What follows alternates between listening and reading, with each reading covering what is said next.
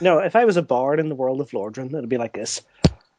The quickest path in the quest to kill the twisted kings. One must first search for a special ring. It lies deep in the forest beyond the door, concealing the fate of what's in store. Past the seal, one shall find another undead with an axe to grind. That was really bad. That was awesome. That was great. I'm in awe. That might actually be the intro. Yeah.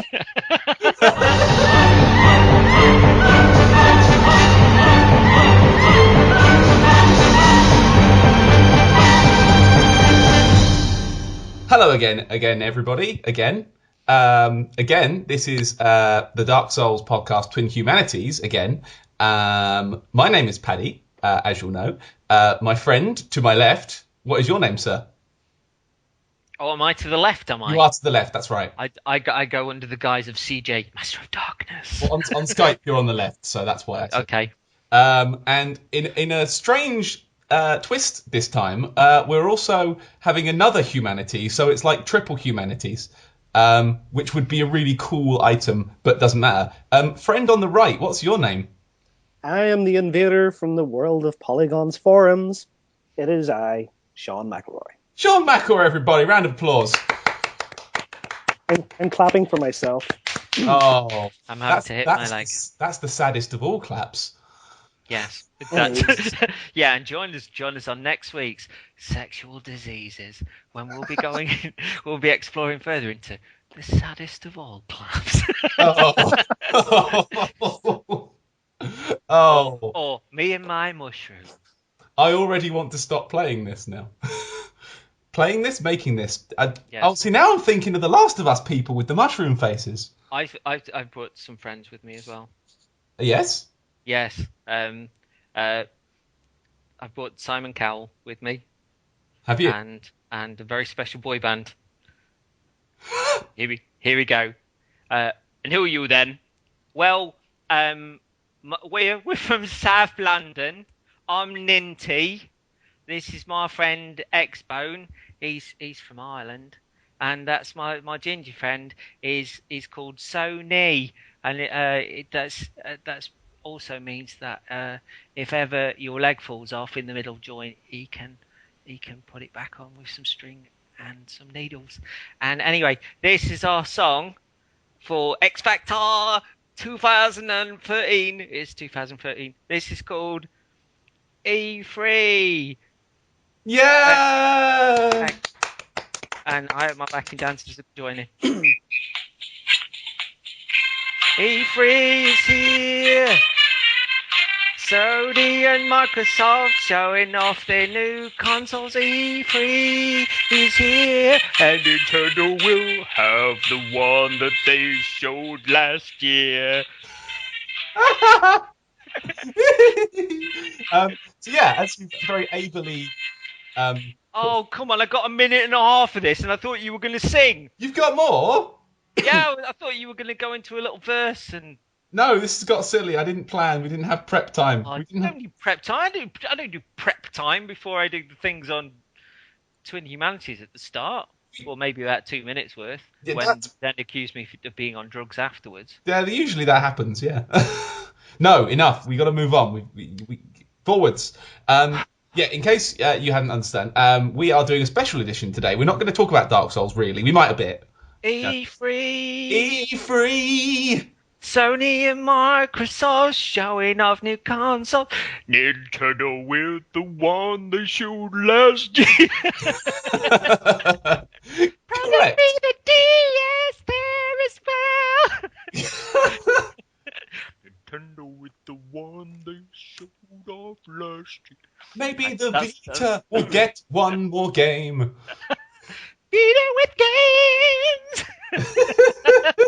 Yeah, this is going to be our predictions for E3. Our predictions, what we think we're going to see, because E3 is tomorrow. It is Sunday today. E3 is happening. It's beginning tomorrow.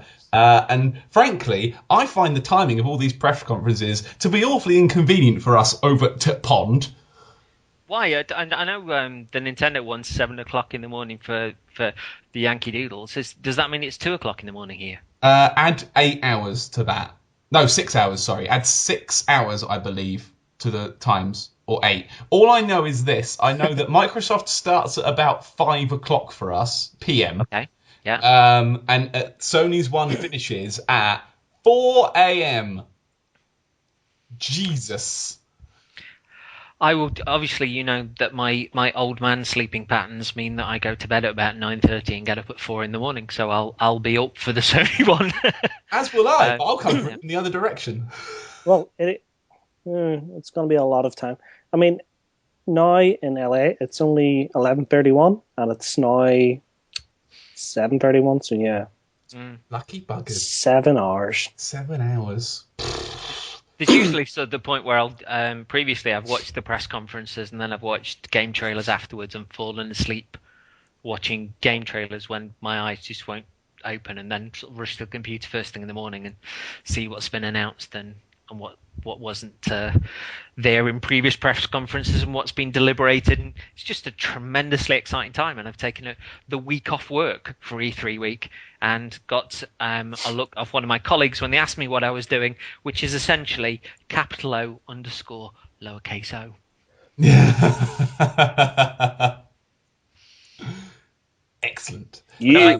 I'm really excited. I'm really excited. Really excited this year. This is the first big, exciting, electrifying year we've had in a long time, because it's been a very long generation, and this is the first kind of big, exciting explosion E3 we've had for a good few years now, I think. And it's going to be a bloodbath. I think it's been interesting to see some of the coverage that's been going on before E3. I think Chris Plant and Tom Bramwell both did amazing pieces about the Xbox One. Mm-hmm. And the rumours that Microsoft are going to come on to, if you tolerate this, then your children will be next by Manic Street Preachers is thus far unconfirmed. But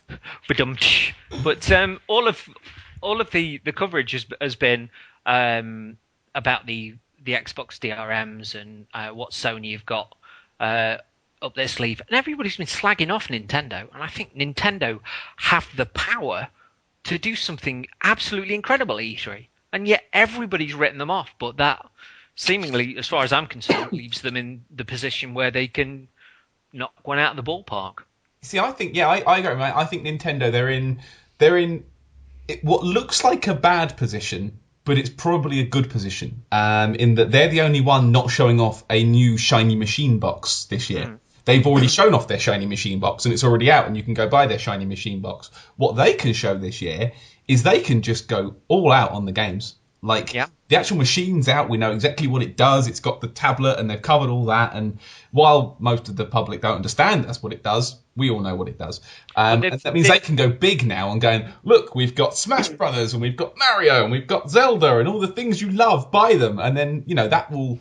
Basically, I think they're just going to have a very positive, very cheerful showing. As long as Reggie keeps his stupid face off the stage, it might be fun. Yeah, I mean, they're doing a Nintendo Direct, aren't they? Nintendo already had their press conference, their Nintendo Direct already in the can. So people are going to see less awkward standing on stage, things not working. Everything's going to work perfectly for Nintendo, and that's why it's very likely they're going to have the best conference. Okay, they may not have the best and the most interesting games and features that people want to see, but it's going to be the tightest and best produced. Do those Nintendo Directs go out live, might I ask, or do they pre-record them? It's all pre-recorded. So there we go. So they can do another take if it goes wrong. I think anything where you've got a lack of Reggie, like a Skeksis from the Dark Crystal, stalking the stage like a caged tiger and doing that thing with his hands where he looks like he's imprisoning tiny owls constantly. I hate the man. I absolutely hate him. And in comparison, I think Iwata is just cute and cuddly, superbly nerdy, a little bit businessman, and then goes and does something really, really nerdy that makes me want to give him a hug all the more. No, I think you've got a point there. Reggie exists to be a subject of internet memes. And that's a fair assumption to say, because my body is ready. That's Reggie. Now, if you ask anyone else, they'll say, Reggie's great, but they'll not say that he's great at his job, because, quite frankly, he doesn't seem to do that much that we the consumers see. So if you were to say, why does Iwata just run Nintendo USA and Nintendo Japan? Like, what would be the negatives from that? Because Iwata is pretty good at his job. You got to admit that. Yeah. I mean, after the GameCube, he's the guy who led the charge on the Nintendo DS and the Wii. And with the Wii U, there has been a schism where they just don't know what to do with the machine. Yeah, but that happened with the 3DS as well. It wasn't that long ago when everybody was going that the 3DS is overpriced. Everybody still thinks it's a DS. There's no games for it. And then they did the same sort of thing that they're rumored to be doing with the Wii U, is that they waited for a pocket of games to come around where there was big stuff happening. And they kicked on, and the 3DS is a big seller now. I think it's interesting the amount of people that have looked at, particularly the Microsoft Xbox One unveiling, and even at the Sony stuff, and have now sort of curved back around to the Wii U and gone, it looks like a gaming machine. And here's what I put to machine. Here's what I put to you. I as a not very Nintendo person, as you all know me to be, the Wii U, I think it's a cool bit of kit, but I don't think it's got that killer game yet. I think Zombie U's pretty cool. I know you love your Monster Hunter so far, but maybe.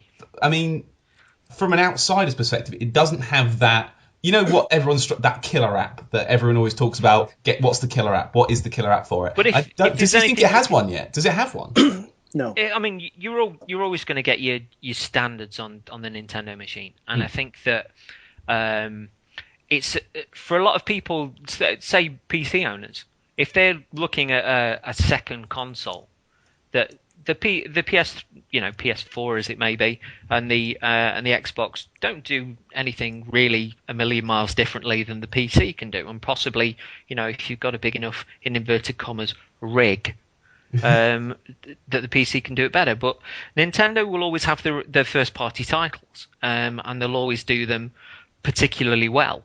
I'm hoping that with the sighting of Link to the Past 2, even though that's 3DS, that there may well be a little bit of quirk coming into the new games as well. And I just think I just wish people could see the console that I've been playing for the last couple of months, because it gives me butterflies. It's so good.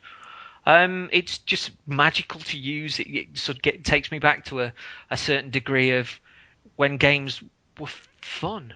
And I don't mean that I haven't been enjoying games, but there's a certain innocent and wonderful quality about it, which has surprised me from playing it. And I hope those killer apps come good, because it's not about the power that's in the machine. It's about what the machine does. Okay, so here's what do we think? What do we think Nintendo are going to show? We know there's a couple of things that are confirmed already. We know they're going to show off the Smash Brothers, aren't they? For the first time, they're showing off the new Smash Bros. That's the Namco developed one, isn't it? That is the Namco developed one. Shaun, help me out. What else do they usually know this stuff? Sorry. I was zoned out. I was dealing with something there. What's up? What we're talking about there? Okay, the Nintendo games that we know are going to happen at E3. What do we know? We know Smash Brothers. Bayonetta. That's a good point. Okay, yep. Tears of a pad. I'm okay. Right, we know there's a new Mario Kart coming. We know there's a new Mario 3D title coming. Okay. We know Rare have a game coming out. We don't know what that game is. Yeah, it's apparently an older franchise as well, isn't it? Yeah, there's rumours going around that it's going to be Star Tropics, which is a game from way back in the NES days. But, again, it could be a new Metroid. We don't know. No, it's Retro, isn't it, that's doing that? It's not Rare. Yeah. Sorry, Retro. Why did I say Rare? Well, they used to be Nintendo, didn't they? They used to be Nintendo, and they used to be Classic. But Rare have got something for the Xbox One coming, haven't they? Which is apparently an older title. So that's... Because I'm hoping it's Jet Force Gemini. But it probably won't be. Okay, here's a question, right? Here's a question. Okay, so the new Smash Brothers is coming, which is probably the thing I'm most looking forward to because I do like me some Smash Brothers. It's the reason I've got a GameCube. Um, as a competitive game, Mhm. how do you think they're going to use the Wii Pad? Because you can only have one person with a Wii Pad in a competitive game like that. How do you think they're going to use it? I'm interested. I think they may well use it like in the same ways they have with is it the Nintendo Land stuff where somebody can be on a Wii sort of controller, but using the D-pad with the controller turning its side. Somebody can use the Pro controller. Somebody can use the gamepad, and the people that are using the Wii and the Pro controller can see their characters on screen. But are you talking about like a little quirk that someone Yeah. How are they gamepad? gonna? Yeah, because they like to sort of integrate, there's little weird features that you can do with it, and I couldn't see them ignoring the fact that you've got a whole other screen that one person can have. How do you think they're gonna make like a Luigi's Ghost Mansion, like an invisible player versus the other four, maybe? Don't know. I hadn't really thought about that. No, Hmm. but I'm wondering if they might do something in the same way as they have with Need for Speed, where the person that's got the gamepad can Change control. the. Sorry. Yeah, can change I like the was. colors of the car night and Yeah. day, and also that sort of stuff. But if an inexperienced player is controlling the car on the using the Pro controller, the person that's got the pad can actually help with the speed and can put the brakes on and can do that sort of thing. So I'm wondering if there might be something maybe a little bit more parental, or maybe how about if it wasn't an inexperienced player, if the person that had the gamepad was a character that was sitting on top of the other person's shoulders. So, Okay. so perhaps the experienced player controlled the person that was running around, and the person on the gamepad was controlling the person sitting on top of their shoulders. Maybe they could see in like a first-person view or something, or I don't know. Okay, just to Sort of make sort a of little double dash change to style. that. Yeah. Yeah, Can I make a wee change to that? What if you control the same character, but one person just controls the legs, one person controls the arms, and yeah, it's a that'd be great. platformer? Yeah, I've seen that happen. It's called Surgeon Simulator, and it makes for messy things. I've played Surgeon Simulator with one person doing each hand, and it isn't easy. but yeah, I mean, I just think it could be quite quirky and quite cool if they had that in there certainly. But Sort of accessibility kind of yeah, thing. but Yeah, but I can see only if that too. I can only see if them it's doing it. something that brings an extra sparkle to the to the fore really. Because if it's just a case of using the Wii U gamepad for the sake of using it, whacking a map on there or Mm. something crap like that, then don't bother. You know, But yeah. sorry, I was just gonna say, we're talking about like developers being, not exactly enthusiastic about using the Wii U. EA have no games coming for the rest of this year for the Nintendo Wii U. Right? A lot of people say, "Oh, that's a bad sign for the Wii U," but I see it as a good sign. Hmm. Why would I see it like that way? Basically, because it'll allow all these other games that people would not normally buy to Hmm. have a chance to shine and sell at retail. Yeah. Because if FIFA Mm. was on the Wii U, people are going to buy that. They're not going to go and buy, say, imagine Retro's new game came out this year. Hmm. They'd probably be more inclined to look at that if there weren't all these annual blockbusters already available. Okay, here's my counterpoint though. Here's my counterpoint. I think those annual blockbusters they do help to sell the system to someone who wouldn't normally pick it up. No, because I think they do. they'll always be available on the system that you own. Mm. Yeah, So but I've heard that the best experience for playing Black Ops 2 is on the Wii U. That the gamepad's fantastic. People I know that've picked it up that wouldn't normally go for a dude bro game like that have said they just had fun playing multiplayer, playing on the screen in bed.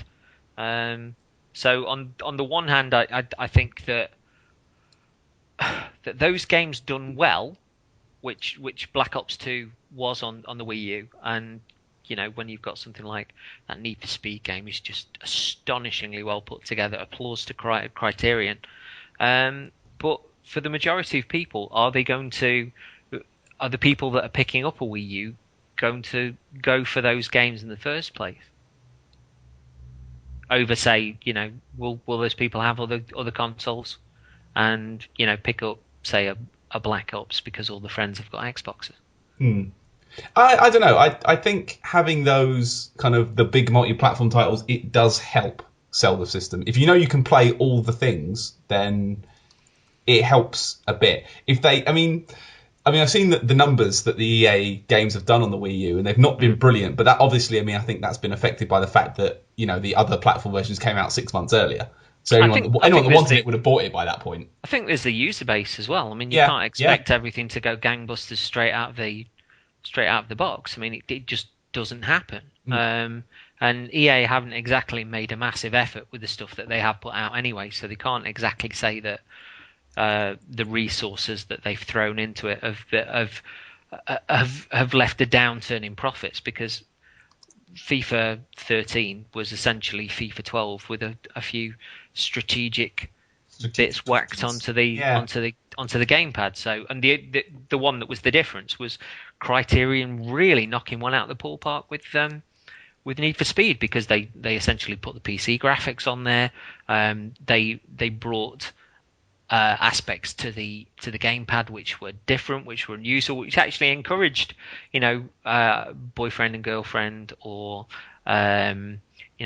girlfriend and little sister, or whatever it was, whoever the pairings of experienced and inexperienced gamer were, it actually brought them together, and I thought that was a really nice touch when I found out about it. Yeah, I would agree. I think it's a lovely thing to put in. I think the reason probably those other titles don't sell so well is who can afford to market a game twice. I mean, look at how much Halo gets spent on. I mean, what was the Halo 3 budget? Was like 40 million quid on advertising alone. Well, this is why I thought that Dark Souls 2 had been put back a little bit, so they could get any potential sort of PS4 and Xbox One versions do it all in one go at the same time. And I'd agree, yeah. Do it all at once, and sort of the word of mouth and the buzz is going to kick between versions like a beautiful gaming pinball of death.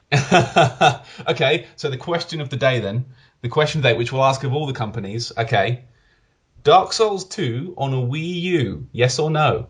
No. I don't think they'll do it. I'd like to see Dark Souls hit the Wii U, because I think that a lot of people that have fallen in love with Dark Souls are like Mr. McElroy, they're Zelda veterans.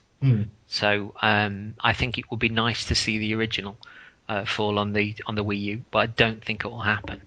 I'd like to see more of the same sort of link between, no pun intended, between the 3DS and the Wii U that's there with Monster Hunter, whereby you can play the game on the Wii U. You've got a program that will transfer files between the Wii U and the 3DS version, and that you can then go play Monster Hunter on the train or whatever, grind up for whichever monster you're throttling that time, get home, put the save straight onto the Wii U. I'd like to see more of that happening, and they sort of cross-referencing between the different versions. And I'm hoping that sort of thing happens between PS4 and Vita as well, because having experienced the Monster Hunter aspect on Wii U and 3DS, I can just say it's great. It's fantastic to be able to bugger off with a game and then return with it, and just to have that level of choice. Yeah, I completely agree, and that was my main thing that I think we're going to see. I think we're going to see a lot more of this cross-save, cross-play kind of stuff, where you can just have the same game but on a different couple of devices, so you can take it where you go. I mean, I've used it a few times on the PS3. Guacamelee in particular is the one that I've been copying back and forwards from one to the other. And just, being able to take it with me, play it on the bus and then come home and carry it back on the TV. It's wonderful. It's like the future. But if it sets a precedent on one format, i.e., say PS4 and Vita, I'm hoping that they'll developers will go, well, we'll do that on Wii U and 3DS then as well. Yeah. The more people can do it, the better. Yeah. 3DS is still a seller and still a good option, sort of on its own in itself, but I really want to see a bit of momentum sort of built up for the Wii U, because it is belting. Well, talking about remote play, let's move on to Sony. We'll do Sony and we'll do Microsoft last, I think, because that one's complicated.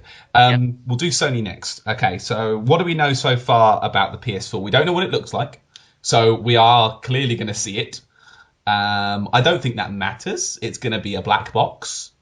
I mean, who gives a shit? It's going to live next to my TV. Who cares? I like the look of the controller. I think the controller looks fantastic. Controller says, I'm not sure about that touchpad yet. I'm still not sure about that. I think it'll be inobtrusive. As long as the weight's good, I don't mind.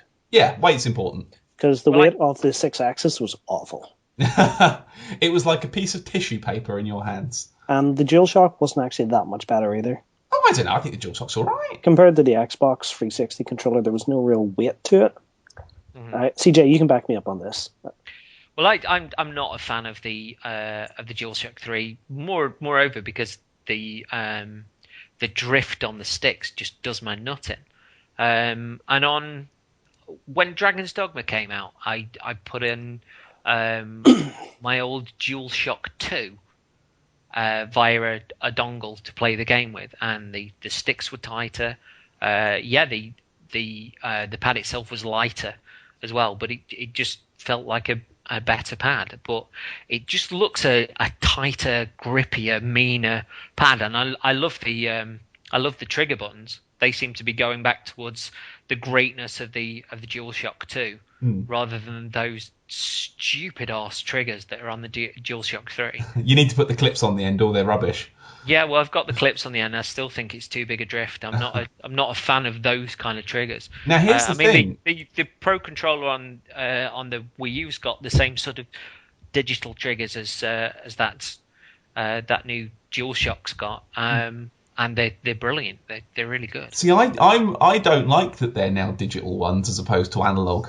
Where it's digital ones, they're literally on and off. Whereas the last two generations of PlayStation controller have been sort of pressure sensitive, so you can, vary the. Say you're playing Burnout, you can sort of vary the speed you're going by holding the button in harder or softer. Metal Gear in particular uses that a lot, where you can kind of let your finger off the shoot button slowly to kind of put your gun down, or let it off quickly to fire.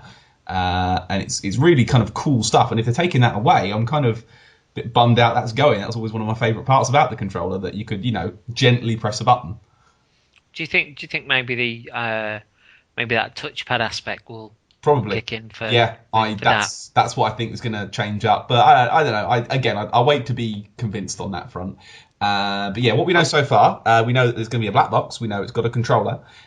We know it's got a few games. The infamous, the Killzone, the Drive Club. And all of them looking staggeringly boring. Oh, I don't know. New Infamous is going to be good. Oh, look. Infamous is superb. Infamous in a hat. There's Car Club or whatever it's called. It's the superhero tank kicking. There's new Nazi-like science fiction Killzone, looking a little bit better with a little bit more colour. There's the Jonathan Blow game, which admittedly could well be all right. And I hear rumblings that Dragon's Dogma 2 is going to be a PS4 exclusive. I also which the theory is that was the Deep Down thing that was shown at Capcom's, because the DD thing was kind of that's the same letters and it's probably a working title, and that's interesting. But yeah, I mean, what we've seen so far are kind of the easy, obvious ones I think we've seen so far. Apart from I'd like to see the game, the one that makes us all just explode. Well, did you hear? Apparently, Gran Turismo 6 is coming, and it's going to come out on the PS3 this year, which is bizarre. Not really, because it's not. It's going to have been in development for a long time. Yeah, it just seems like a waste to not, just push that extra bit harder. I mean, I know you probably wait another year, but I mean, who expected another Gran Turismo for another couple of years? So, do you think selling GT6 on PS3 to, what's the usual install base for GT? Oh, I believe the Gran Turismo game is one of the highest selling ones on the platform. Okay, let's imagine they sell to 20 million people who have a PS3, right? Okay, that's a big number. That's a lot of money. And that money can be used to offer a cheaper PS4. That's true. I'll give you that. It just seems like strange timing for it. Considering how long we waited for GT5, it's like, oh, next one's coming out next month. It's like, what? But if both of those are going to be in the Sony conference, like there's that and Car Drive Man TV. Drive Drive Friends, Card team. Drive Bunny. See what I did there? Oh. Then which are going to get precedent? Well, the thing is, we'll know next month because GT6 has a demo coming out. Okay. So you'll actually know whether or not, from obviously E3 hands-on, you'll know whether Drive Club is going to take off in the big way. Because what people read on the internet will colour their perceptions greatly. And people will always go, oh, well, GT6, I'm petrol head. I like getting in there. I like tweaking every aspect of my performance car. Drive Club doesn't let me do that. I'll go with GT6. Because car people are like that. Car people like that. Car people like that. But they kind of, if I remember rightly, they sold Car Club with, I'm calling it Car Club now. They sold it with the same sort of love for all things nerdy to do with cars.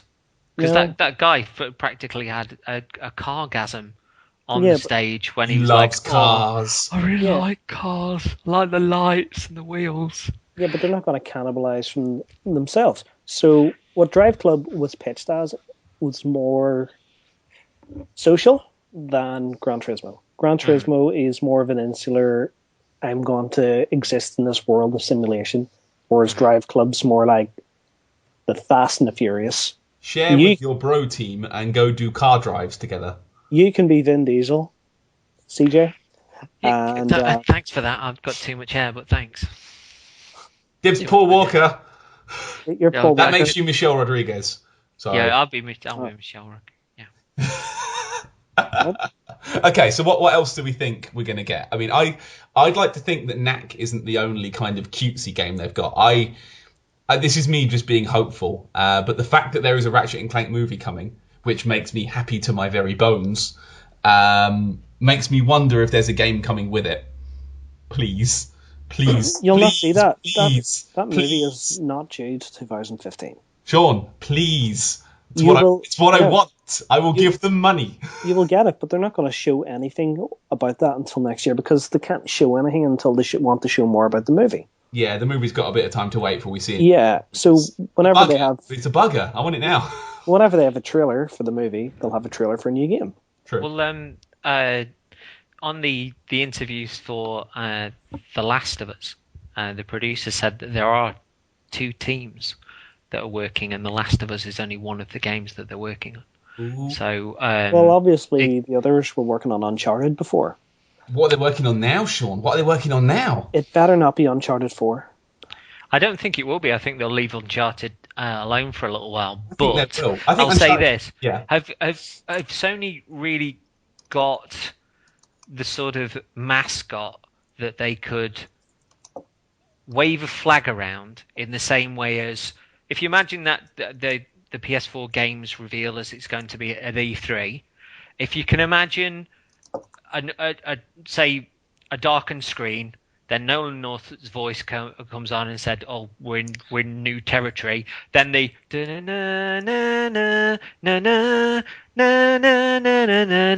the audience would literally go fucking apeshit. And is there anything else really that Sony could punch that kind of button with the audience with? I'm not sure. The problem is, like, Metal Gear is now multi-platform, so that would have been one. Definitely, that would have been one, but that's now gone. I love God of War. That won't work because the last one was pretty average. And frankly, they need to stop making them now because God of War 3 finished off nicely, and then they made Ascension, and it was kind of like superfluous. It's like, who cares? Yeah, but you also had the 2 PSP games as well. They did, but those PSP games were brilliant. Particularly Ghost of Sparta was really, really good. But Ascension didn't match up to them at all. It was just average, very, very average. If they'd have put those efforts into putting Ascension, say, onto PS4, you'd have had enough drift between the last game and the new console coming out. Plus, you'd have had a recognisable franchise that people might have gone, "Oh God, new God of War on PS4." It even rhymes. God of War PS4. But it seems I'm wondering if there's anything particularly that would punch that kind of button with an audience. Maybe. That Sony have got left in stock. Yeah, I know that the Media Molecule guys are working on something that isn't Little Big Planet. It's Tearaway for the Vita. No, but it's something else. They've given Little Big Planet to Tarsum Games, I believe. Yeah, but it's not going to get an audience going bonkers, is it? In the same way you say that. I remember the first trailer for Little Big that went up, the very, very first one at an E3, I think, and that blew my head off. I was super impressed by that because we're going, they're running around and they're making stuff and look how cute it is and there's a big skateboard and oh, this is brilliant. Yeah, and but whilst there's that wow factor, there's not the aspect of here's something that you really, really love, and here's something brand new of it, looking better than anything you've ever seen before. Because if frankly, if they're hanging their hat on Killzone, whatever it is, then that's pathetic. I don't think they're hanging their hat on it. I think Killzone is one of the ones you have to have out with the PlayStation. You've got to have the zone to kill things in. I'd rather they did New Resistance personally. But... Me too. I mean, I've not played them. Me too. Okay, so here's what I think would blow the socks off that event. If this happened at the Sony one or the Microsoft one or the Nintendo one, wherever it happens, explosion. Okay, black screen. It comes up. City. Very white-looking city. You just sort of hear footsteps getting close to the camera. Boosh! Mirror's Edge 2 exclusive. Boom. Game over. I think have all my money. Already rumoured to be exclusive to the Xbone. Really? Yeah, that's awful. Yeah, I've heard that as well. Oh, fuck. That's and already... this ties in with something I saw on Twitter that someone said is someone had done like a worst 10 things that could happen at E3. And the number 2 worst thing that could happen would be Sony cock it up. The number 1 worst thing that would happen is Microsoft don't cock it up. Because then we have to buy it. Well, do we have to buy it? I mean, are you going to... Mirror's Edge? Oh, I love Mirror's Edge so much. Well, I really do. Matt, it's my favourite kind said, of B game. It's my favourite kind of B game. I love it. Matt Lisa said previously that when you go and visit DICE, there's Mirror's Edge posters all over the walls. They're wearing Mirror's Edge T-shirts. Mm-hmm. And that was when they went to visit them for the last Battlefield or whatever first-person shooter guff that they've been working on. And they were saying like that they clearly love Mirror's Edge and want to do more Mirror's Edge. But what if they have been doing more Mirror's Edge? But I've heard the same as Shaun, that it's going to be an Xbox One exclusive. Well, I hope that is the case. What if EA have actually sold the IP to Microsoft? Oh, that hurt. No, what if, because EA have always said they don't really have any interest in developing games that underperform. But what if Microsoft went, you know something, we'll buy it? That's an interesting one, because you say about it underperforming, and I agree that it did. But I think sometimes a game can fall to under a tenner. People have maybe heard a little bit about it from their friends or from forums and have gone, "Oh right, $6.95 second hand. Yeah, Bob was on about that. I'll give that a go." Yeah, I'll have a crack at that. I think that's, in all honesty, that's how the first Dead Space really, really built up momentum, was because it fell incredibly cheap, incredibly quickly, and people could pick it up, and that brought momentum forth for the second game. But if it's an established franchise, and if it's got a cult following, Bayonetta 2 falls exactly into this. If it then lands on a console where people go, "Oh my god, they're doing another one," that's a degree of flag waving, because you're appealing to a niche audience, and if within those opening spread of games you can bring together a number of those kind of audiences, as well as those that will, just pick it up automatically, pick the console up automatically, that's where you start growing your user base. Okay, so here's another Sony question. I'm sure by now we've all seen the rumoured thing from Squeenix that might be fake, might not be, no one's really quite sure yet. Are we talking about the same takedown that they showed for 2 years? No. no, be calm. Come on, Sean, be topical. Be Oh, topical. we're Be going. topical. We're We're talking now. going through The all of them. the picture that went up, Oh, and that seemed to have PS4 exclusive. Well, it just had PS4 written on it, so read that what you will. For Final Fantasy XIV, which is the MMO, which has been reborn, Kingdom Hearts 3, I believe, and Final Fantasy 15. Would that make people explode? I think yes, because as much as I think the public perception of Final Fantasy, it's not what it was. It still gets the numbers. People still buy it, and people still look forward to seeing what's coming out. Especially Versus, which has been 9 years in development or something ridiculous. I'm wondering with Versus if we might see it on PS4 rather than PS3, but I'm also thinking that it's going to turn up on Xbox One, because that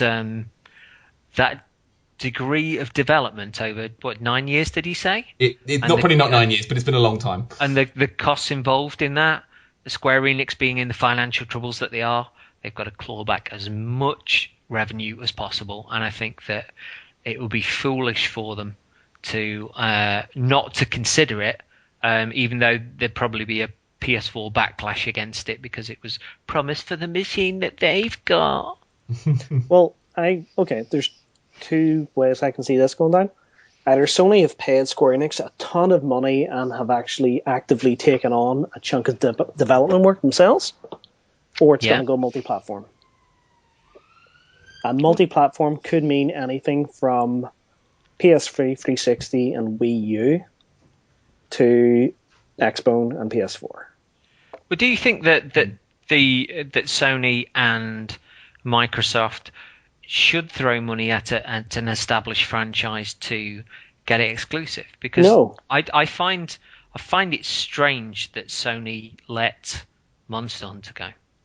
Or Nintendo just went, buckets of money, raining money, wipe your nose with these notes. Yeah, but at the same time, Nintendo had Final Fantasy for 6 games before it went to Sony for Final Fantasy 7, which was actually in development for the N64 at one point. Yeah, it was the CD version, I think, that they were developing for, weren't they? The CD iteration, which became the PlayStation. No. Final Fantasy 7 was in development for the N64. Yeah, they were doing it for the CD drive, which you know about the N64 DD? Yeah. Oh, right, okay. Because I think that when Nintendo then made the decision to stick with cartridges, that's when Square Enix or Square as they were then, were quite fucked off, and I think Sony enticed them quite easily because they've been working together anyway. Yeah, but the thing is, Sony and Nintendo were working on a PlayStation for the Super Nintendo, not for the N64. They were. Yeah, so the one that was in development for the N64, that was more like it only would take proprietary 64 meg sort of optical magnetic discs. So obviously the reason that they made the jump from Nintendo to Sony was purely from data storage, right? Okay, yeah. That's fair enough, because they wanted all their FMVs. Let's go. Now, there is no logical reason to go from just, multi-platform, PS3, 360 for Final Fantasy 13 to PS4 and not the Xbone. Yeah, there's a difference in RAM, but I'm not sure that would even make a difference at this stage. Maybe. No, it's not. Because any multi-platform game is still going to look the same on both consoles. They'll just target the lowest performing one, and the higher performing one will just get that version. I think if anything's going to come with this new console generation, I think it's hopefully that there's a more level playing field, and that people can just be creative, and it won't be as much of the case of we need to max out this. We could do with more cores, more twirly flip bump map twaddles, maps. Yeah, to tweak the wheels on this tire face. That it will just be people being creative, and the versions will probably be And for as It was much as down on people both. trout that you don't need all, as much as people trout that the power's not that important, I think it is because it does give, like you say, the developers a bit of a chance just to stretch their wings, and you're not sort of constrained by what's the most. You just think, oh, I'm gonna build this, see if it works, and they can just let their minds go a bit wild because they've got the power there to play with. They don't have to use all of it, Yeah, but but it's there to make what they want. I still think limitations are always an interesting one on creativity, because years ago you Okay, saw elaborate. what people did with the likes of the Commodore 64 way back when people were trying to, well, for example, the Amazing Sid musicians back then didn't have any music software particularly. Were composing the music and then programming it into the machines. And I mean, I can nerd out about that sort of stuff all day, but there was, give you a prime example recently, and it's a music one again. There's an amazing Commodore 64 musician called Euro and Tell, and he did. He said that when he started working with full studios, he'd almost got too much room and was trying to be too elaborate and wasn't focused enough. And the music that he did for RoboCop 3, which was incredible, he ended up composing on a Game Boy. Ooh, okay. Can you hear me, by the way? I'm hearing a few burps and crackles. Okay, what we'll do is we'll just stop the call and we'll start, because I think something's broke.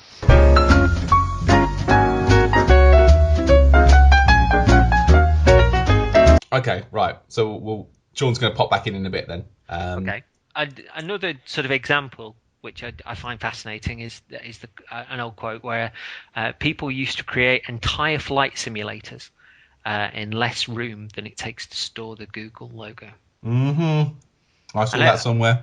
I just think that throughout gaming, people have gone above and beyond a system's limitations because of those limitations, and the creativity has ended up pushing them into a place perhaps that they didn't think they'd be.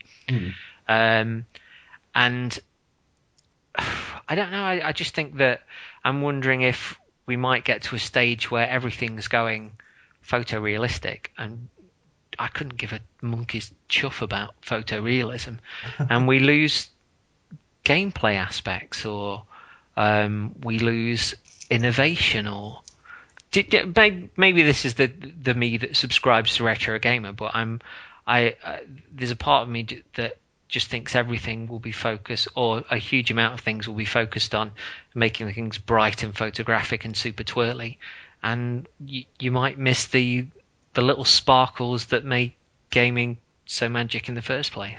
Saying that, I would probably say that, I mean, as you know, I just finished The Last of Us. Yeah.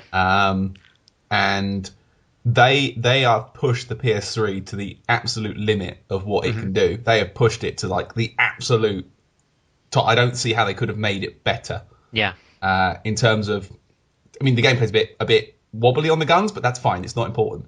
In terms of like the visuals and the environment design and just the way they've crafted it and the way it's beautiful. I actually can't think of a better place that I'd rather walk around in games at the moment. It's beautiful. As a quick aside, did you have Joel's hearing off or on? Hearing? Yeah, because I believe he's got some sort of sensory hearing thing where you can tell. You just turn it off. Yeah, so you can tell where things are with your ears. Yeah. It's a handy thing to have when you're in the dark, surrounded by dudes, and you're not quite sure where that. So you can kind of hear where they roughly are, which is quite cool. But yeah, it's like Batman's Detective Vision almost. You can just turn it on when you need it. Yeah, it'd be double scary if you had it off. With it off completely? Yeah. Christ, I don't know. I don't know if I could do it with it off. Yeah, that's your next playthrough, kiddo. Oh, fuck. Yeah, okay. And last thing I want to touch on before we move on from the PS3 then, PlayStation announcement, sorry, is the Vita. Because I really want them to show some stuff for the Vita. I don't care what it is. I just want them to know that they care. Yeah, absolutely. I mean, in all honesty, I'd quite like one myself. I mean, I've just bought a 3DS, but I would quite like one. But as the guys on BitSocket said, it's Persona 4 The Golden is an amazing game, but it's quite a hard sell saying to somebody, "Oh, you've got to buy this above £100 system to play it on a game that you can quite easily pick up for 15 quid on the PS2." Yeah. So, but I would like one. I mean, I know that you've always raved about it, but I more than anything, I like to see systems with games. Yeah. I'm sure it's something that you wish for, like the Wii U, even though you've not got one. I like to see competition, and I like to see games thrive, and I like to see systems thrive. And I just love to see something that Vita fans can rally around, and I think there's a lot of people that would like to pick one up if the right games were available. Yeah. Okay, so two very, very short. What do you think established franchises we might see on the Vita tomorrow? What do you think we'll see? I think we might see a Gravity Rush 2. I think you might see a new Persona. Yes. There's one coming anyway, isn't there? I'm not sure if it's for PS4 or not. I think it is PS4. I'm not very up with Persona. But I think that's done well enough for Atlas, or has got them a big enough spotlight that they may well think, right, this is the place to bring the next one. Established franchises that could do well. I'm trying to think what's done well on handhelds previously that could come there. But I mean, the natural one that we've spoken about before was Monster Hunter, and the fact that Sony could probably sold a decent amount of Vitas on Monster Hunter alone, because especially in Japan, because it's a religion there. I'm honestly not sure. I mean, we've said before, Demon Souls would be fantastic, but that would mean Sony recognizing that they've got Demon Souls, and I think that's remembering they've got it in the pipe. Honestly, I would do a backflip if they announced Demon Souls for Vita. I would buy one on Friday, second hand. Here's a theory. Give me a Fallout on the Vita. I'd play that. Oh, didn't they say there was a BioShock going for Vita? They did. There's theories that there's a BioShock going. It's not going to be a normal BioShock game as well, which is intriguing, no less. Give me one of them. Yeah. Don't eat on the podcast, you bloody savage. Laura bought me an ice cream. I've got no choice. I'm sorry. Oh, fair enough. It's falling apart in my hands if I don't eat it, so I'm being careful. I've been eating it for the last 20 minutes, so it's a good job. It brings forth visions of Invader Zim, and like people with their lippy, smacky noises. Okay, and last question before we move along. Then this is the last one this time, I promise. Dark Souls 2 on the PS4, yes or no? I think both that and the Xbox One are going to be announced for launch, and that's the reason that it's March. I agree, yes. Right. So, I've been trying to bring Shaun back in, but it's not working. I can't seem to get a connection with him, so we'll just push on without him, bless him. Because frankly, it's now 20 past 8 and I want to get this thing done. Right, Microsoft. And what's hilariously Jesse Cox called the Xbox 180, because you take a look at the thing, you think, fuck that, turn around and walk away. Yep. Okay, so it's possibly going to be the most fascinating part of E3, I think. Yeah, seeing how Microsoft how they turn it around. Well, I've seen certain folks say, well, you know, as much as people are complaining about the DRM and it watching you and all that sort of stuff, all it will take would be the one game to make people go, oh, fuck it, I'm buying it. But for me, it's a little bit more serious than that. I don't like the levels of spying that are there. I think it's setting too much of a precedent. You don't like Facebook, I mean... More than that, I mean, the stuff about checking the internet every 24 hours is just fucking creepy. If they'd have just come out and said, you know, almost in a SimCity kind of way, and just said, well, you know, the majority of the games are going to be powered by the cloud. So we've got all these 300,000 servers or whatever they've got set up. Your console's going to need to access those, so it's going to need to access the internet. If they'd come out and said that, it'd be like, well, it's a really fucking powerful console. That's fine. Of course, it's going to need the internet to access the cloud situation. But and now them saying, well, you can apply to Microsoft to get a pass if you're in an oil rig or something. Yeah, or a battleship, war zone, or an area with really poor internet. Yeah, which is just bizarre. Just make that how it works. Yeah. And here's the thing, right? The 24 hours, you got to log in once every 24 hours. I saw someone mention this question, and it made me think a bit. When will it do it? What time of day? Will it be when you turn the console on? Will it be, at midnight every day? Will you have to leave the damn thing on? Because I turn my machines off at night at the plugs. Yeah, you're the same as me. I do that. Save a bit of electricity. Save power, yeah. It's money's too tight to mention. You got to save your cash where you can get it. And if that thing's going, every, midnight every night, it's like I'm not necessarily okay. That's just me talking rubbish because my machines are always still on at midnight. But like having to leave it on, it's like, no. I mean, I'd much rather see it be when you turn the machine on, it dings it, and then if it's still been on for 24 hours, then it dings it again. I think that's how it's going to work. What if your internet crocs out when you need it? What if your Virgin goes down an hour before your pre-registered click? Essentially what I saw someone mention is that you've rented a console. Well, this was in both the Chris Plant and the Tom Bramwell articles, within the fact that if essentially you're buying a license, you're not buying a game. Mm-hmm. What happens at the point where they switch the they switch the system off? Yeah.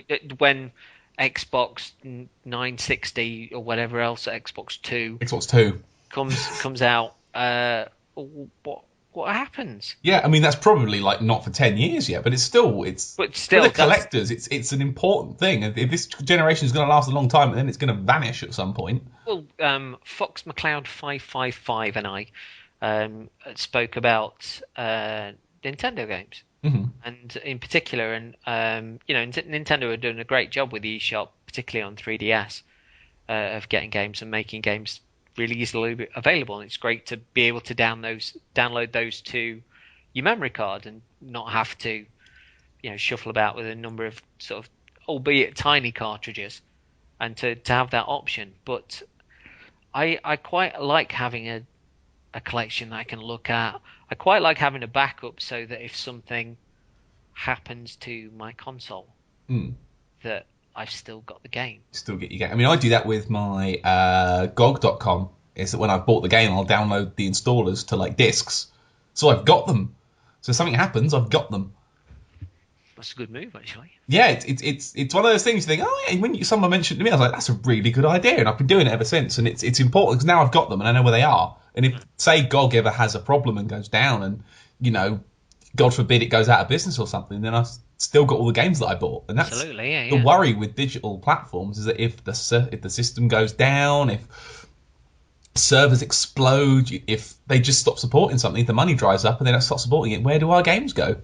And especially if Microsoft are pursuing these kind of very sort of anti-consumer sort of policies they're doing, and if they don't sell any, then it's gonna, in the long run, that system's not gonna last.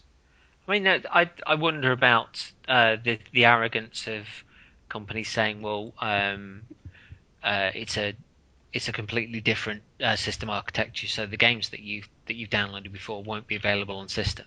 But I quite like the Nintendo aspect of, if you bought a game on Wii and then you buy it on Wii U, which has been optimized and oftentimes is the American version rather than the English version, that you get a huge amount off it. Like, I'm sure someone was saying that if you bought Mario Brothers 3 or something on the Wii, and then you bought the Wii U version is something like £1.50 instead of £5.50. Yeah. And that kind of stuff. That's what you should be doing. Just reward your customers. They're the people that buy the stuff that keeps you going.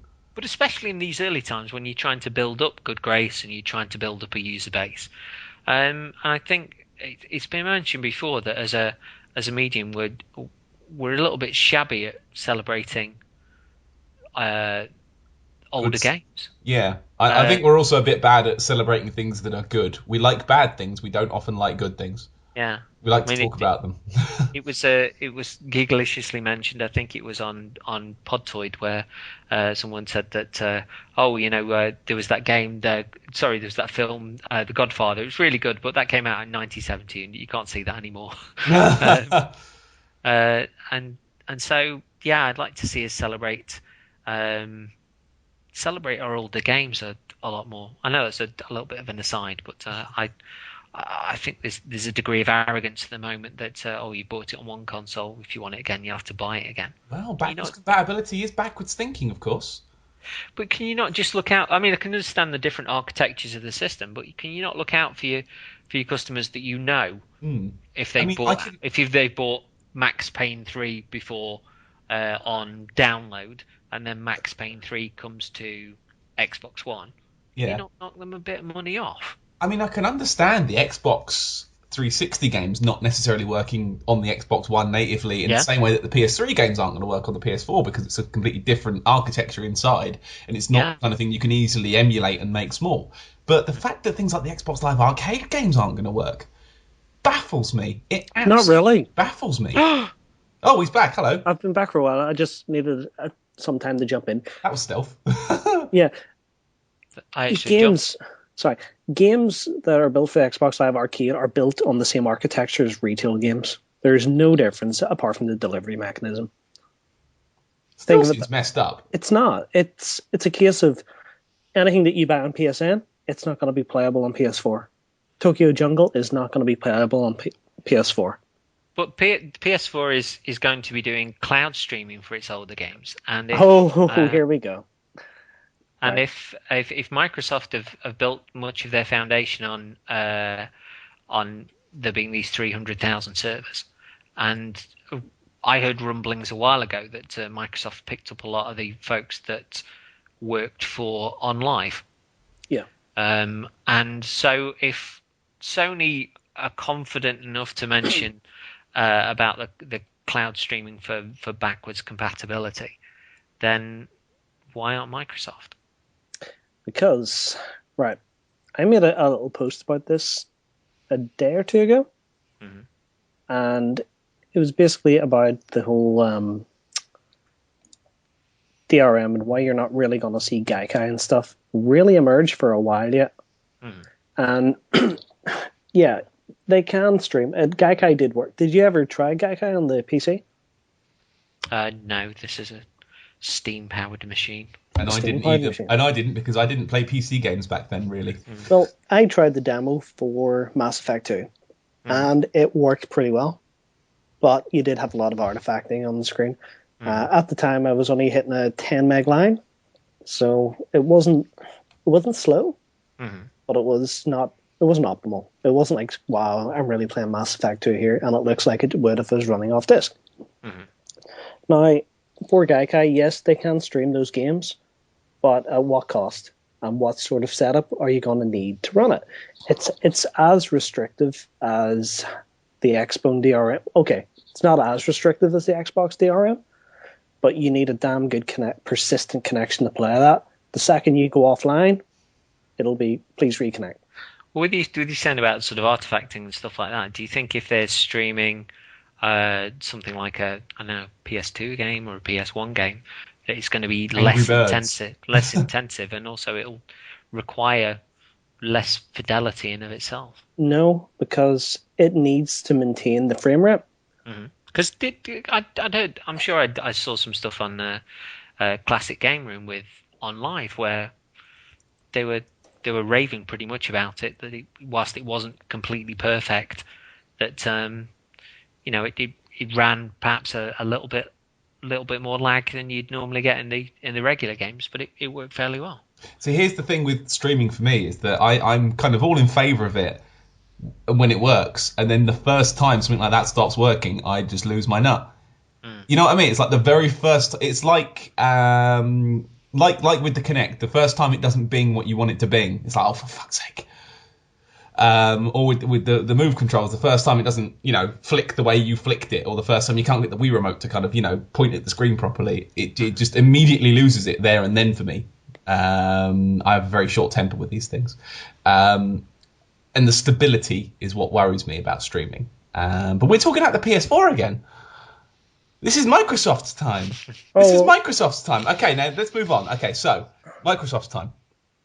So we know that they're going to have TV, and we know they're going to have sports. Hang on. Okay, I want to know about the games they're going to show. I want us to think about what they're actually going to show, and if it's just going to be Halo. No, I think because their show is an hour, is it not? Am I wrong? 90 minutes. 90 minutes. Okay. I think they'll at least have a trailer for Halo 5 in the same way as they had a couple of years ago. You know, the Master Chief moving through the remains of the ship and then just standing on the edge of it. And they'll probably stretch it out to a 15-minute presentation as well. Yeah, there will be something as well. Well, so one of the interesting things that I heard mentioned about that is it Remedy, the one, is it the Quantic break thing, the ships with the brain. Yeah, what if there's a little bit of a twist in there, and that because it is part TV show and part gamey type stuff, or part live action and part gamey type stuff. What if the twist is that the story is written by Alan Wake? I heard that on the Besties. Griffin said that on the Besties, and I was like, that comes on screen based on a novel by Alan Wake. And that would be great. It'll just be a bit of fan service, but it would be pretty good. Yeah, it's a simple Easter egg you can pop in there, which doesn't hurt the new game, but is a little bit of something, a little bit of flag waving for those people that enjoyed the previous game. Yeah. Well, talking about other games, there's another rumor about the Xbox press conference. Apparently, that's where they're going to debut The Witcher 3. Interesting. Now, CD Projekt Red are notorious for being anti-DRM.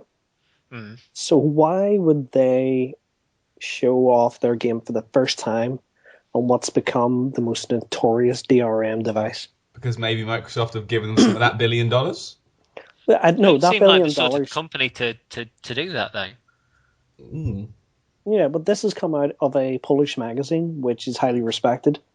And, being, that's kind of their local sort of, yay, CD Projekt Red. It just seems there may be something to this. I mean, there's also another rumor that Microsoft has spent a lot of money to get other companies not to show any PS4 versions of multi-platform games. I heard that. That's weird. That is really weird. And I can't see how that would happen, because I don't know if you guys covered this whenever I got disconnected from the conversation. I apologize. But Sony have, over 40 PlayStation titles to show at E3? 48, I believe the count is at the moment. 48, but that's across PlayStation 4, PlayStation 3, and PlayStation Vita. That's fine. Yeah. And how can you not show any multi-platform games there? That means we're getting a lot of exclusives. A lot. And that's not likely. I wonder if we might get the same sort of thing that we did with the Amnesiac Ubisoft at the last E3. It was just like, hey, it's like reading like the Simpsons episode where Spinal Tap were in it. It's like, hey, last night we were in, checks back of guitar, Shelbyville. It would be like, hey, looks at the back of the card, PlayStation audience, here's our new game. Watch Dogs 2, and then sort of there's the Ubisoft presentation, and then there's, hey, Xbox audience, here's something else. We just came from Sony. Here's something else I've been thinking of, right? Yeah. So, in terms of games that have been announced but have been somewhat conveniently delayed in the last while, Amnesia: A Machine for Pigs has been delayed twice now, and I've got a feeling that not only is it coming to PC, but it's going to come to either PS4 or Xbox, and I'm thinking more likely PS4 at this stage. I would probably, given the open to indie stance that we seem to have got off of Sony, that's probably more likely. So, I don't know. I might just ask some questions tomorrow, because tomorrow I'm covering an event, not for Polygon, just, to do it. And one of the guys who I'm going to be shadowing for 5 days is one of the guys who's working on a Machine for Pigs. So I might just hammer him for like 5 days and go, are you working on a PS4 version? Are you working on a PS4 version? Have you got a demo yet? Have you seen what it looks like? Tell us. And he'll just say no. But I'm wondering if one of those older games that's been forgotten about a little bit and may be an exclusive on one of the systems is going to be Beyond Good and Evil 2. Oh, that's God, another one. yeah. Yeah, baby. Because a while ago they said that the current crop of consoles couldn't really run them, and I don't know. I can't really take credit for this because it was mentioned on a detailed discussion that I saw the other day, and I was like, oh my god, I remember that. I remember seeing the footage of the really gorgeous visuals and stuff. So yeah, I'm wondering if that might turn up as an exclusive somewhere.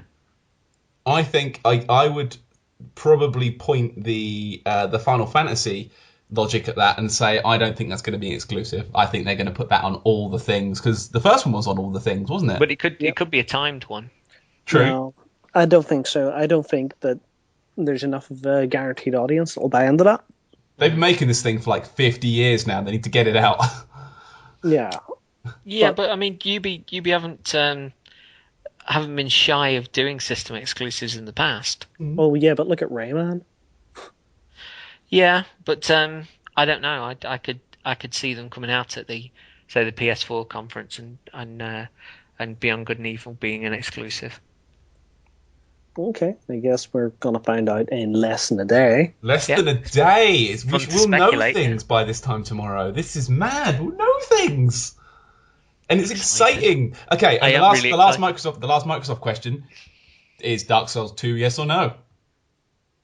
On the Xbox, oh no. Only if there's a PS4 version. It doesn't make any sense from Software to turn around and say, thanks for supporting our first game, guys. That'll be coming on everything for March 23rd. Yeah, March 2014. boy. That's the reason that it's been delayed. Okay, now on multi-platform, because we've talked a lot about the exclusives, but there's probably a lot of like we say with Ubi and with EA that we've probably not touched on. That we could probably just touch on quickly before we stop. Destiny, I think, is supposed to be. They're showing that on the Sony conference. Am I wrong? Correct. You're right. Really? Now, as a non-shooter person and as a non-Xbox person, I never really bought into Halo. I enjoyed it when I used to come around to yours for Halo Gun every now and again, but I never really bought into it enough that I'd buy a console to play it. Yeah. And I'm not really a shooter person in general, which a lot, you probably know that I don't really like first-person shooters. Something about Destiny's got me by the head. I don't know what it is, but like I want to see more of it and I want to play it. And it looks, I don't know what it is, but like the last trailer they showed, the Wolfpack one. Yeah, that was great. Yeah. I was watching that and thinking, why would you leave your child with Gus Fring? I'll tell you two things, okay? Now, first of all, the reason why you're so excited is because finally PlayStation are going to get a bit of that singular magic that made the Xbox platform so good for a lot of people. So Bungie were behind Halo, and that was a big part of why people went for that console. Now it's coming multi-platform. You're finally going to have your Halo killer. Made by the Halo people, which made is by weird. the Halo people. Right. But, secondly, I have there's another Space Cowboys in it. So there's Space Cowboys. I mean, yeah.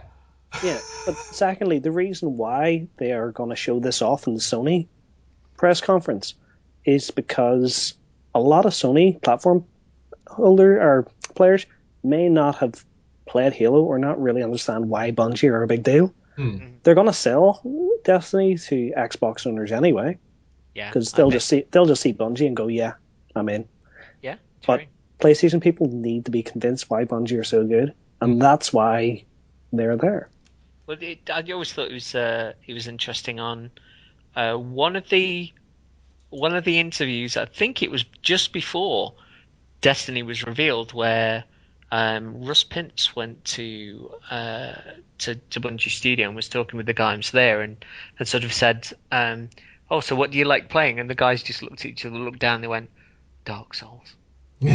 Dark Souls.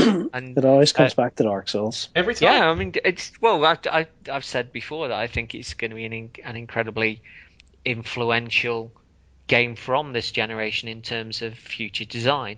And I get the inkling with the online component of Destiny, that it may well be a little bit more than a little bit influenced by the online aspect of the Souls games.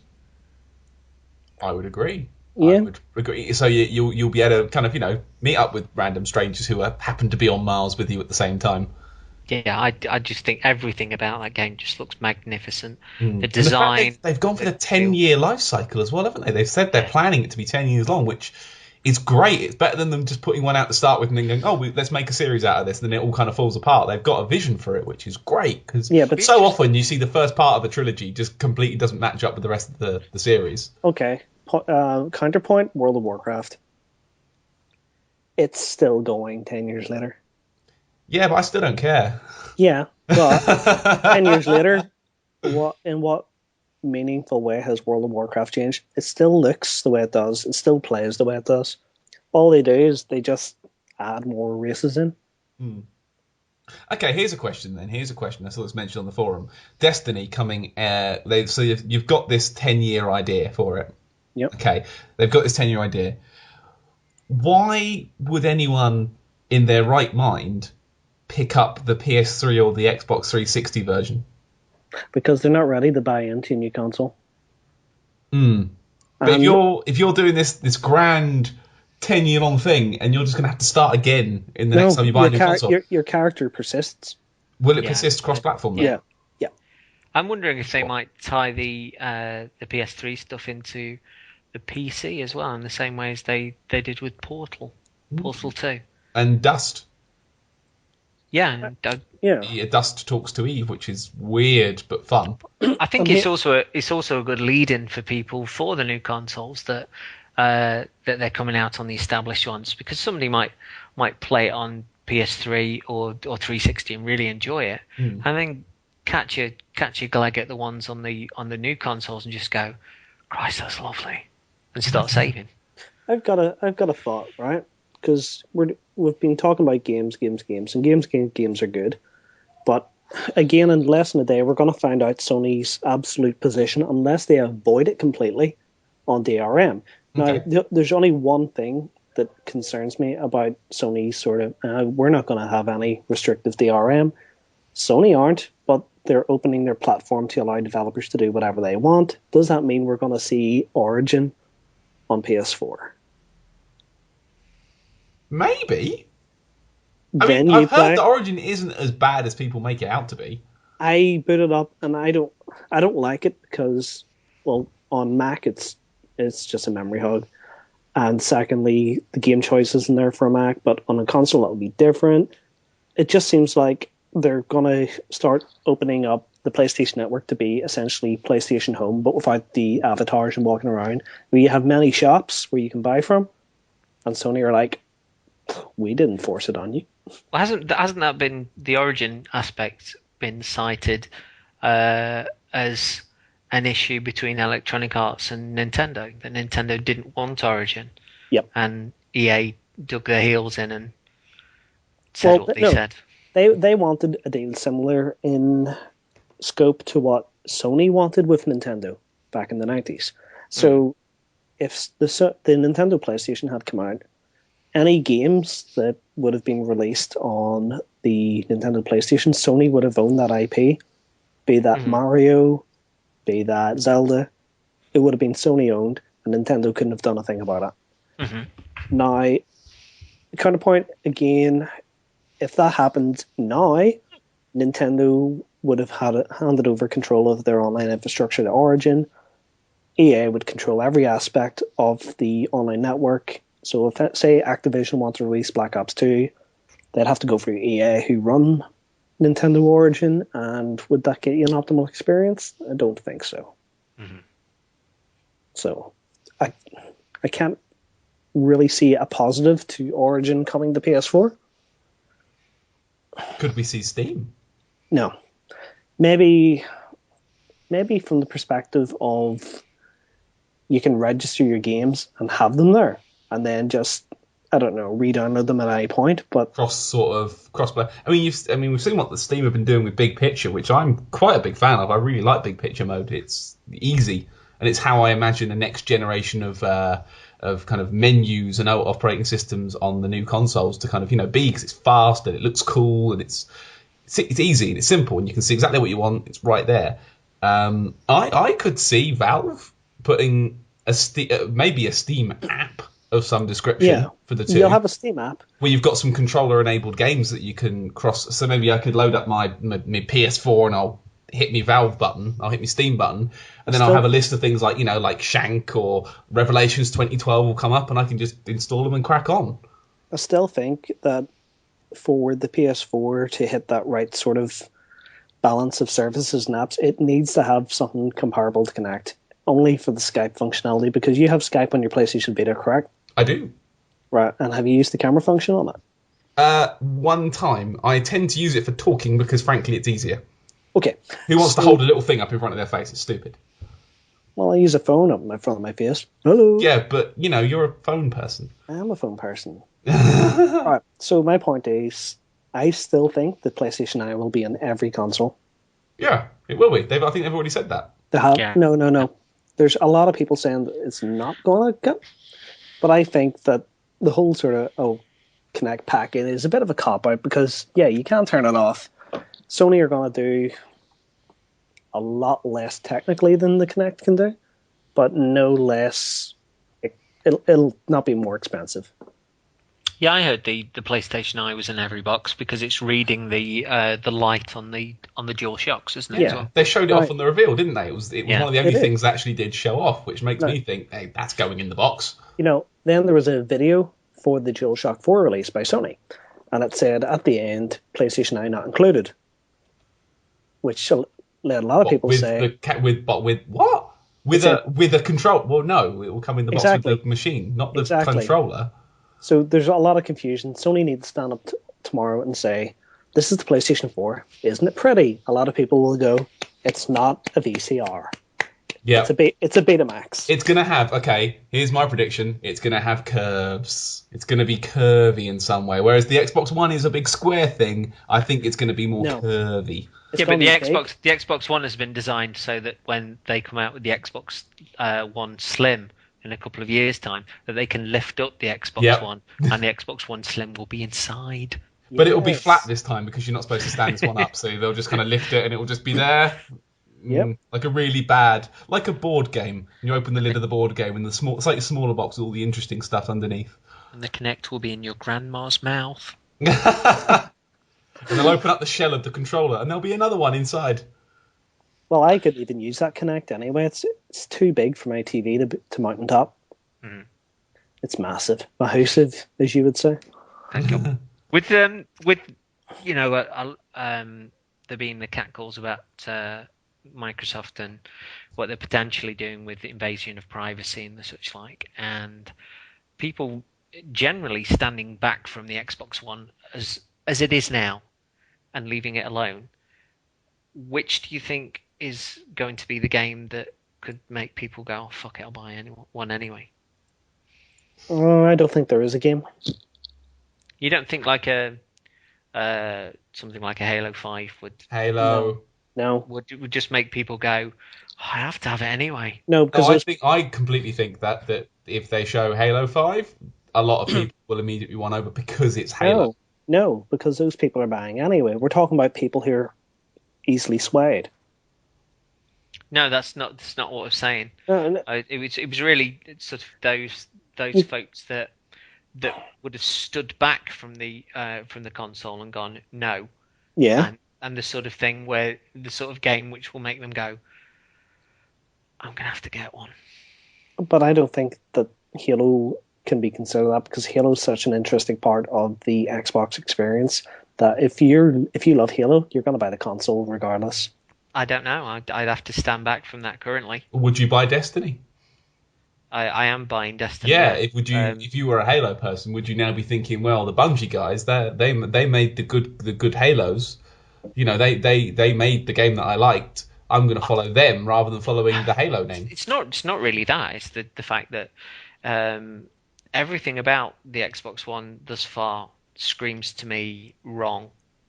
Within the 24-hour connection, the fact that after this, however many years, the Xbox One will go on for once they switch those servers off. Have you essentially licensed the games for however many years, and there's nothing left on there that you can play? You can still watch TV. Oh, that's a relief. Yeah. Even though I listen to more radio than TV these days. I genuinely do. I watch one show a week. But as much of a Halo nerd as I am, and as many statues as I've got and versions of the game I've got, even if they announced Halo 5, I'd sadly, hand on heart, have to go, that's it, we're parting company. And that breaks my heart, because I've really enjoyed the run with the Halos. But yeah, I mean, I see what you mean, like having to. I mean, it's why I don't buy very many consoles. It's I don't like having to spend a lot of money on one machine just for a game or two, and then having to deal with all that kind of, what we've so far perceived as being very anti-consumer crap. I don't want to deal with that. I want to use my machine. I don't want to feel like I'm, a criminal when I'm using my machine. It just feels like from that which we know thus far, obviously there's a lot that's still got to be quantified, even within the arguments from Microsoft and themselves, the different divisions of Microsoft having different divisions over what the console does and doesn't. I just think that if we tolerate what's been put out there, that a precedent will be set, and just as consumers will be walked over. We have to vote with our wallets. Yep. True. It's entirely true. Right. Okay. So let's think about wrapping this up now, because this has gone on for a while. Okay. Last question. Last question for E3 this year. Okay. So everyone likes a big surprise that you look at a bit of news and you go, what? There was one 2 days ago for me. There's a new Tekken game coming out that's free to play on the PS3. I'm like, what? Mm-hmm. When did you free to play? Like in 2 days' time? Like, where did that come from? Like, completely out of the blue, shots fired. Like, what? We all like a surprise. What would you like to see? Like an old franchise, and I'm talking PS1, N64 and back. Like, we're talking a good 10-year-old franchise that's not been touched in a while. What would you like to see come back for this generation? What would make you go, holy crap? I'd like to see if Rare are working on a game, and I'm sure it's not, but I'd love to see Jet Force Gemini again. I'd really, really, really enjoyed that game. I'm struggling to think. Oh my. Okay, I've got two things, right? Okay. One of them's a game, and one of them is something I want to see happen to a service. Okay. Right? So I want to see Medieval on Sony platforms. Oh, that's a good choice. I want to see that come back. It was such a good game on the PS1 and the PSP. And it's kind of just burst under the rug a bit. I think, say, Media Molecule could do something really special with that IP. Yes. But that's just what I think. Okay. In terms of a service, and this is what I want to see. I want to see Xbox Live go free multiplayer. Ooh, that's a controversial one. I want it to go free multiplayer and stop being so stupid with its restrictions on who can use Netflix. Yeah, I've always found that I've always found that just baffling. That the stuff that generally, whether you play multiplayer games or not, you should be able to access that stuff in the same way as you do on every other console. I can watch it on my laptop, I can watch it on PS3, I can watch it on my iPhone, 2 iPads, with no extra pay gate. It needs to stop, and they need to say, son, here's what we're going to give you for being with Xbox every month. We're going to give you whatever the equivalency is of 800 Microsoft points. Go buy yourself a nice free game. Well, isn't there rumours that Sony have been eyeing the Xbox Live model and are going to do something along those lines in themselves? Yeah, but I hope not. They won't do it. You don't think so? No. I know obviously Sony are in sort of a few financial straits of their own as to whether they're going to try and tie up something, not unlike PlayStation Plus as a little bit of a sweetener. I don't know. And what could that sweetener be with a new console? They need something. I'll tell you what they need. I'll tell you what they need. My surprise game that I'd like to see, that none of you will know. Sheep, Dog and Wolf from the PS1. Give me some more of that. Yeah, give me some more of that. It was a Looney Tunes game about sheep rustling. Give me some more of that.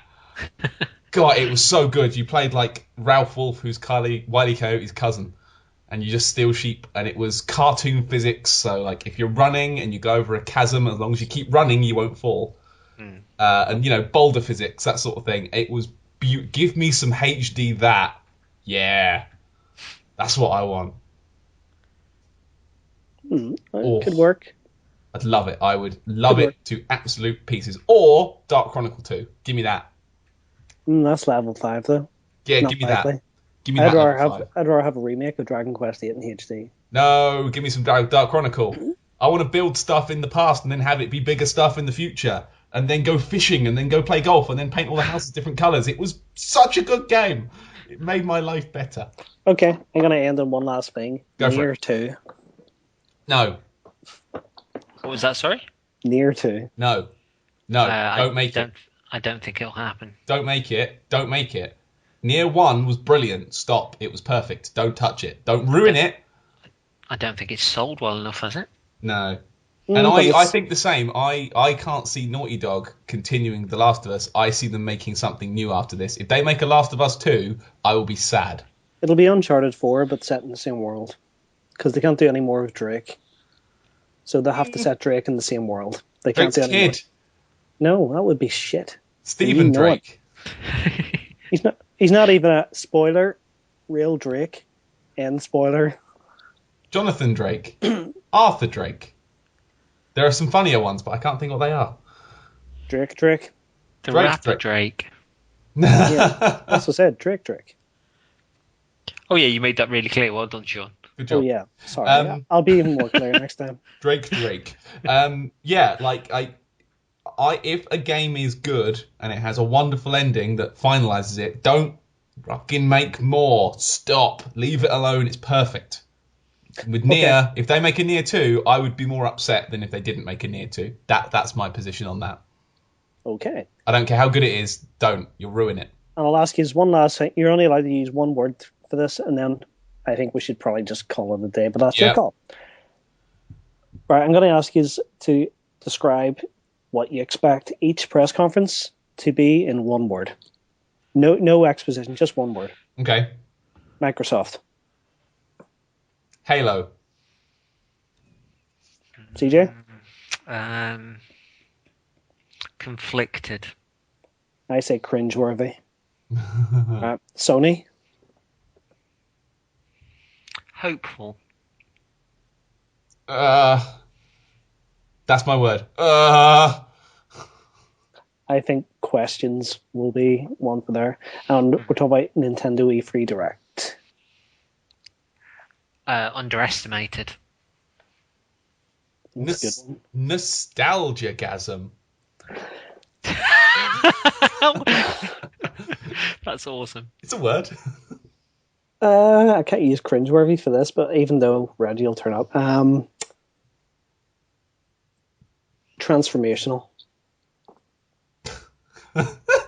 One of the funniest things that I heard about a Nintendo press conference was on Joypad, where one of the games says you could just get Miyamoto walking on stage and just say Zelda and then drop the mic and then just walk off and then like give two fingers up just as he was leaving the stage, and then the new Zelda would come up on screen. But yeah, that made me giggle. He walks off, sort of notices what's his face, the Xbox guy. What's his name?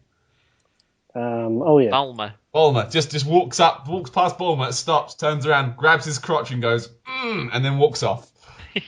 And then of course that then sends Kaz leaping out of Bulmer's body. It was Kaz right the whole time. Oh, okay. Here's what I want to see from Sony. I want to see Kaz. Show me Kaz. I love Kaz. He's the coolest guy. I love him. What was it? There was a thing on Twitter the other night saying that Sony revealed Kevin, what's his face, as the director of used games. Yeah.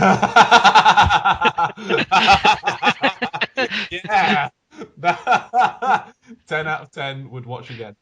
Yeah. Right, okay, well, let's draw it to a close here now because we've been going on for almost an hour and a half, maybe 2 hours possibly. Woot. And people probably want to stop listening to this because E3 is probably going to happen very, very soon. You've been listening to the Twin Humanities, the Wii 3 Talk E3 special. Hey. That works. Yeah, slight rhyme. Wii 3 Talk E3. If we talked in French accents as well, and sort of gone, yes, I agree. that would have been in Wii 3, E3, Wii 3. Let's go. Wii 3, E3, Wii. Twin Humanities to the power of 3. Would. Twin Cube. No, Humanities. it isn't cubed, is it? No. Right. Who cares? This has got complicated. My name's Paddy.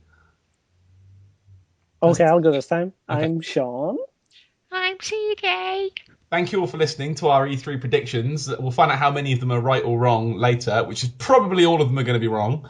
Yeah. And we're Dead all excited, though. Yeah, dead excited, and we're all going to be arguing about this on the internet. So can't wait for next week. Be nice. Fuck is the internet? It's that place where people are. Sorry, I was quoting Jay and Silent Bob Strikes Back. Anyway, thank you all for listening, and we will see you again soon. Goodbye. Bye.